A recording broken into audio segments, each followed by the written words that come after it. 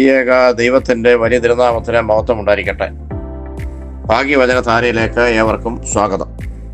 പുതുവർഷ പുലരിയിൽ എല്ലാവർക്കും പുതിയ ഉന്മേഷവും ഉണർവും സന്തോഷവും ദൈവം തമ്പുരാൻ പ്രദാനം ചെയ്യട്ടെ എന്ന് പ്രത്യേകമായിട്ട് പ്രാർത്ഥിക്കുന്നു. സന്തോഷം നിറഞ്ഞ പുതുവത്സരം ആശംസിക്കുന്നു.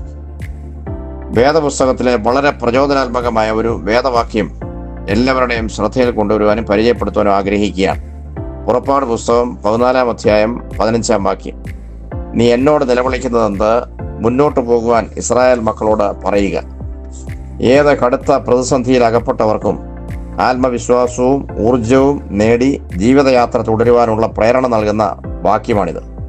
മുന്നിൽ ആർത്തിരമ്പുന്ന ചെങ്കടൽ, പിന്നിൽ പാഞ്ഞെടുക്കുന്ന ഫറവോന്റെ സൈന്യം, രക്ഷപ്പെടുവാൻ സാധ്യമല്ലാത്ത വലിയ വൈതരണിയുടെ മധ്യത്തിൽ അകപ്പെട്ട ദൈവജനം, നിരാശയുടെ പടുകുഴിയിലായ അവർ ദൈവത്തെയും ദൈവത്തിന്റെ പുരോഹിതനായ മോശയെയും കണക്കിന് പഴി പറയുകയും ദൂഷിക്കുകയും ചെയ്യുന്നു. ഈ പ്രതിസന്ധിയുടെ മധ്യത്തിൽ എന്ത് ചെയ്യണം എന്നറിയാതെ ഉള്ളിൽ ആളിക്കത്തുന്ന ഭീതിയുടെ തീയുമായി മോശ ദൈവസന്നിധിയിലേക്ക് ഓടി എത്തി നിലവിളിക്കുന്നു. അപ്പോൾ മോശയ്ക്ക് ദൈവം നൽകുന്ന പ്രത്യാശയുടെ ധൈര്യമാണ് ഈ വാചകം. നീ എന്നോട് നിലവിളിക്കുന്നതെന്ത്? മുന്നോട്ട് പോകുവാൻ ഇസ്രായേൽ മക്കളോട് പറയുക. നിന്റെ വടിയെടുത്ത് കടലിന്മേൽ നീട്ടി അതിനെ വിഭാഗിക്കുക. ഇസ്രായേൽ മക്കൾ കടലിന്റെ നടുവേ ഉണങ്ങിയ നിലത്തുകൂടി കടന്ന് പോകും.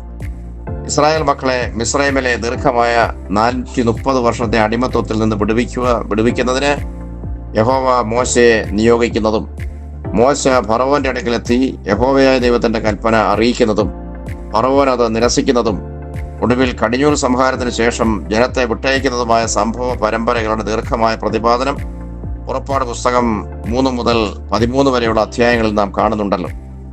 അപ്രകാരം മിസ്രൈമിലെ ഫറവോന്റെ അടിമത്വത്തിൽ നിന്ന് പുറപ്പെട്ട ജനത്തിന് പകൽ തണൽ നൽകുവാൻ മേഘസ്തംഭമായും രാത്രി വെളിച്ചം നൽകുവാൻ അഗ്നിസ്തംഭമായും ദൈവം അവരോട് കൂടെ ചേർന്ന് നടക്കുന്നു. ജനം ചെങ്കടൽ തീരത്തെത്തിയപ്പോൾ ഫറവോന്റെ ഹൃദയം വീണ്ടും കഠിനപ്പെടുകയാണ്. ജനത്തെ വിട്ടയച്ചത് തെറ്റായ തീരുമാനമായി പോയി എന്ന് ആ കഠിന ഹൃദയത്തിൽ ഉറച്ച് വീണ്ടും ജനത്തെ തിരികെ പിടിച്ചു കൊണ്ടുവരുവാനായി രഥങ്ങളോടും കുതിരപ്പടകളോടും കൂടെ സൈന്യത്തെ അയക്കുന്നു. മിസ്രൈം സൈന്യം പിന്തുടർന്നു വരുന്നത് കണ്ട് ജനം വളരെ ഭയപ്പെട്ടു. മുന്നോട്ട് ഓടിപ്പോകുവാൻ നിർവാഹമില്ലാത്ത വണ്ണം തങ്ങൾ ചെങ്കടലിന്റെ തീരത്താണ് എന്നതും അവരുടെ ആധിയും ഭയവും വർദ്ധിപ്പിക്കുകയാണ്. മിസ്രൈമിൽ ശവക്കുഴി ഇല്ലാഞ്ഞിട്ടാണോ നീ ഞങ്ങളെ ഈ മരുഭൂമിയിൽ മരിക്കേണ്ടതിന് കൂട്ടിക്കൊണ്ട് വന്നത് എന്ന് പറഞ്ഞ് ജനം മോശയ്ക്ക് നേരെ ആക്രോശിക്കുന്നു. ഈ സന്ദർഭത്തിൽ മോശ ദൈവത്തോട് നിലവിളിക്കുകയാണ്. അപ്പോൾ ദൈവം നൽകിയ പ്രത്യാശയും ധൈര്യവും അതുല്യമായിരുന്നു. അത് മോശ ജനത്തോട് വെളിപ്പെടുത്തുകയും ജനത്തിന് ധൈര്യം നൽകുകയും ചെയ്യുന്നു. മോശ ജനത്തോട് പറയുകയാണ്, യഹോവ നമുക്ക് വേണ്ടി യുദ്ധം ചെയ്യും. ഇന്ന് നിങ്ങൾ കാണുന്ന മിസ്രൈമരെ ഇനി ഒരു നാൾ നിങ്ങൾ കാണുകയില്ല. പുറപ്പാട് പുസ്തകം 14-ാം അധ്യായത്തിന്റെ 14-ാം വാക്യം. എത്ര വലിയ ധൈര്യവും പ്രത്യാശയും നൽകുന്ന വലിയ സന്ദേശമാണ് ജനത്തിന് മോശ ആ സമയത്ത് നൽകുന്നത്. ദൈവകൽപ്പന പ്രകാരം മോശ തന്റെ കയ്യിലെ വടി ചെങ്കടലിന് നേരെ ഉയർത്തി. വലിയ കിഴക്കൻ കാറ്റ് ഉടൻ ആഞ്ഞുവീശി ചെങ്കടൽ രണ്ടായി മാറുന്നു. ദൈവജനം ഉണങ്ങിയ നിലത്തുകൂടി മറുകര കടക്കുന്നു. പാഞ്ഞെടുത്ത ശത്രു സൈന്യം കടലിന്റെ ഒത്ത നടുവിലെത്തിയപ്പോൾ മോശ വീണ്ടും തിരിഞ്ഞു നിന്നു. വടി ഉയർത്തി. ഫറവോന്റെ സൈന്യം കടലിന്റെ നടുവിൽ ചത്ത് ഒടുങ്ങി. ഈ സംഭവം ദൈവജനത്തിന് നൽകിയ ധൈര്യവും പ്രത്യാശയും എത്ര വലുതായിരുന്നുവെന്ന് വിവരിക്കുവാൻ പ്രയാസമാണ്. ജീവിതയാത്രയിൽ ദൈവമക്കൾ മനസ്സിലാക്കിയിരിക്കേണ്ട അനേക പാഠങ്ങൾ വെളിപ്പെടുത്തുന്ന ഒരു സംഭവമാണിത്. ചുരുക്കമായി 4 കാര്യങ്ങൾ മാത്രം പറഞ്ഞ് അവസാനിപ്പിക്കട്ടെ.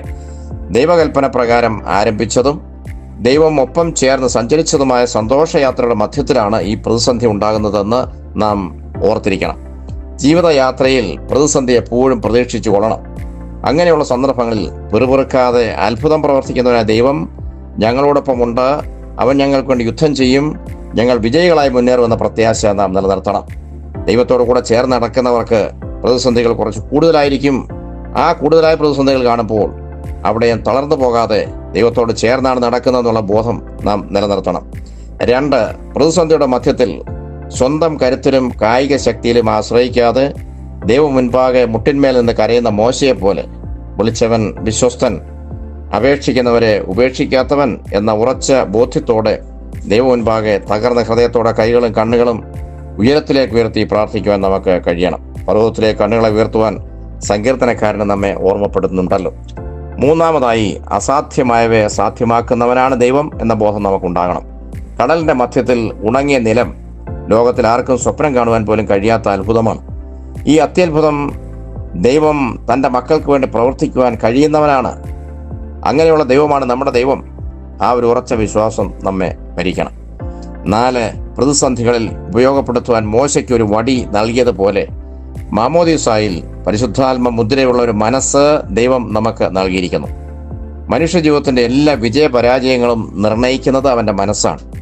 മനസ്സിന്റെ കരുത്തിനെയോ ബലഹീനതയോ ആശ്രയിച്ചാണ് മനുഷ്യ ജീവിതത്തിന്റെ വിജയപരാജയങ്ങൾ വിധിക്കപ്പെടുന്നത് എന്ന് മനഃശാസ്ത്രജ്ഞന്മാർ കറക്റ്റായിട്ടും വളരെ കൃത്യമായിട്ടും രേഖപ്പെടുത്തിയിരിക്കുന്നു.